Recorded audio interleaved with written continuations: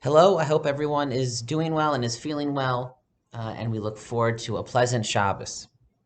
We want to thank the anonymous sponsor for this week's video, Devar Torah, who is sponsoring as a merit for the Refuah Shlema of Guta Pesach Bas Risa Elka, and we daven that she should have a Refuah Shlema, and we thank the sponsor. In the very beginning of this week's Parsha, the Jewish people have begun their march into the wilderness. The Torah describes that he takes the Jewish people in a roundabout way. Ultimately, they will reach the Yam Suf, the Red Sea. And in two psukim, the Torah describes really briefly what it will do elsewhere in more detail. V'Hashem holech lifnehem yomam b'amud anan lan chotam haderech, and Hashem would walk before them in a pillar of cloud to show them the way. V'layla b'amud eish l'ha'ir lahem, and at night a pillar of fire to illuminate, to light the path for them. Lo yamish amud hanan yomam v'amud ha'ish layla, and the pillar of cloud would not depart from the pillar of fire, lifnei ha'am, from before the people.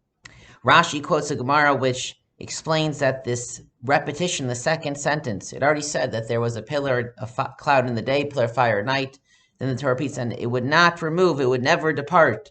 There would not be a moment without the cloud at day and pillar of fire at night, is to teach that in order to make sure there is never a moment without either, they would actually overlap.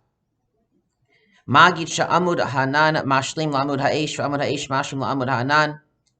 Each one would come before the other one would depart. Sha'ad shlo yishkazeh olazeh. So in the evening, as the sun was setting, the cloud was still there from the daytime. But before the cloud would leave, the pillar of fire would appear, and only then would the cloud disappear. And then again, at the end of night, going into dawn, the pillar of fire would be there, the cloud would appear, and then the pillar of fire would disappear. Rashi, however, does not provide the entire context of that teaching from the Gemara. This teaching appears in a brief story in Maseches Shabbos. The Gemara recounts, Debisu de Rav Yosef, the wife of Rav Yosef, Havi ma'achra umadlakesla. When she would light Shabbos candles, so she wanted to light in the honor of Shabbos. These were candles for the honor of Shabbos. She wanted to make it clear it was for the honor of Shabbos, connected to the sanctity of Shabbos, so she would wait till the very last moment that it was still permissible to light, and then right when Shabbos was about to enter, she would light the candles. That's when she felt it was most appropriate, when it was basically Shabbos, not when it was still fully a weekday, Friday afternoon. Amar la Rav Yosef said to her, who, by the way, Rav Yosef was blind, so he wouldn't see these candles, but he knew when she would light. And he said to her, Tana, we learned in a brisa, Lo yamish amud hanan yomam v'amud ha'ish layla. Melamed sha'amud anan mashlim la'amud ha'ish v'amud ha'ish mashlim la'amud ha'anan. This teaching that Rashi quoted, that the pillar of fire at night would come earlier than was necessary. It would overlap a bit with the cloud, and only then would the cloud disappear. In other words, you don't have to wait to the very last moment to light candles. You can light earlier, even though it's not yet Shabbos. Savra la'akduma. So she thought, well, then maybe I should light as early as possible. If I can begin my connection to Shabbos, light early, light at noon, light in the morning.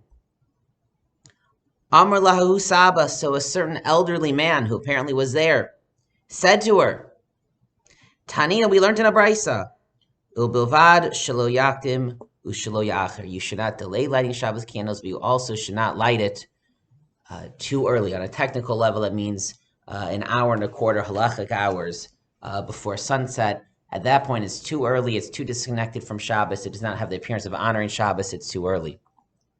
Tosa says that often when the Gemara quotes a certain elderly man said, that means that it was Eliyahu HaNavi. Eliyahu HaNavi revealed to her this teaching, implying that there's something deeper here. There's a deeper message beyond the technical halachos of the laws of Shabbos. The Maharal explains that the reason why the cloud and the fire would overlap was because the cloud was Hashem's presence, his revelation during the day, and the fire how Hashem appeared at night. And there was always those who believe that night and day, the opposing forces of the world, good and bad, come from two different sources. And the essence of the Torah is to teach that is not true, that Hashem is one, that everything comes from Hashem, that all is under his control and his providence. And so the pillar of fire and pillar of cloud would overlap to say that they're not distinct realms governed by separate powers. They overlap, they're intertwined. Yes, they are different, but they're connected, and they all come from Hashem. And if so, if Rav Yosef references the cloud and the fire, and they're overlapping, they're unifying, they're intertwining, as the reason why we light Shabbos candles early is for a similar reason. It's to teach. The reason why we light Shabbos candles a little before Shabbos, the reason why it's proper to accept Shabbos a little bit early is not just to show our eagerness to enter Shabbos, but is to show that the week and Shabbos are not totally distinct, disconnected realms. On the one hand, you can't make Shabbos too early. Shabbos is Shabbos, and the weekday is a weekday.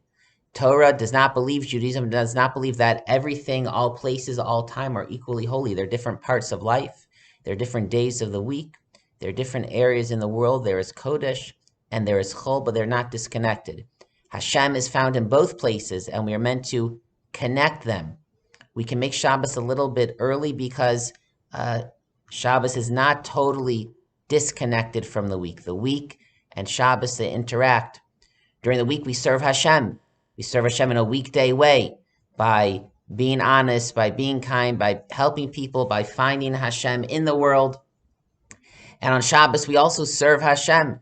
We enjoy Oneg Shabbos, the intense spirituality. We find Hashem by forgetting about the world. And those are two different ways of serving Hashem, but they complement one another. We integrate them within ourselves. Shabbos, the holiness of Shabbos is meant to overflow into the week. Expectation of Shabbos is meant to color our week, and also our working during the week enhances our Shabbos. And so this is the way that Hashem led us in the wilderness, with a pillar of fire and a pillar of cloud, but working together, integrating them, connecting them. And so too, may we all live Torah lives, serving Hashem during the week, as a Jew who serves Hashem properly during the week, and on Shabbos, as a Jew who properly serves Hashem on Shabbos.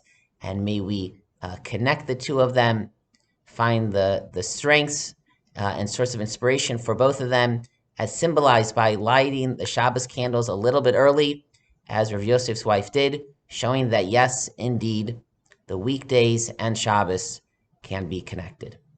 Good Shabbos, everyone, and Shabbat Shalom.